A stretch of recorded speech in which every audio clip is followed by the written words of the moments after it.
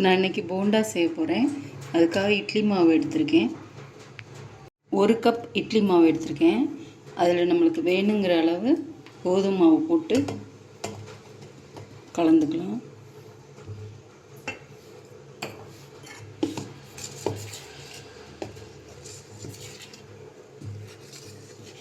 சர்க்கரை சேர்த்துக்கலாம். இனிப்பு உங்களுக்கு தேவையான அளவு சேர்த்துக்கணும். இப்போ தண்ணி ஊற்றிக்கலாம். ஊற்றி கொஞ்சம் கரைச்சி எடுத்துக்கலாம்.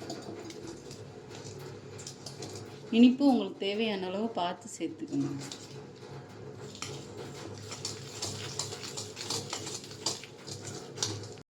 இதுக்கு இட்லி மாவு கோதுமை மாவு அளவுங்கிறது இல்லை. ஒரு பைண்டிங்காக நம்ம இட்லி மாவு எடுத்துக்கிறோம்.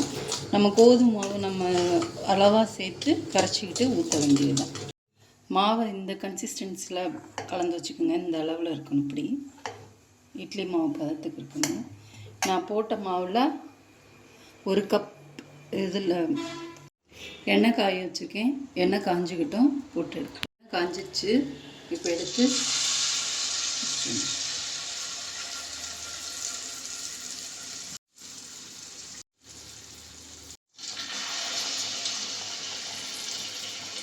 ஒன்று ஒன்றா ஊற்றி திருப்பி விட்டுக்கோங்க.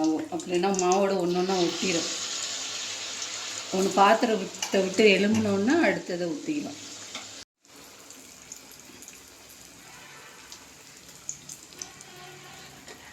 போண்டா இப்போ எடுத்துடலாம்.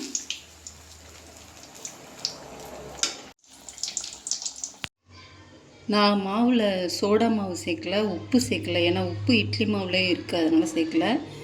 போண்டா ரெடி ஆயிடுச்சு. எவ்வளோ சாஃப்டாக இருக்குது பாருங்கள். நல்லா இருக்கு போண்டா. நீங்களும் வீட்டில் செஞ்சு பாருங்கள். லைக் பண்ணுங்கள், சப்ஸ்கிரைப் பண்ணுங்கள்.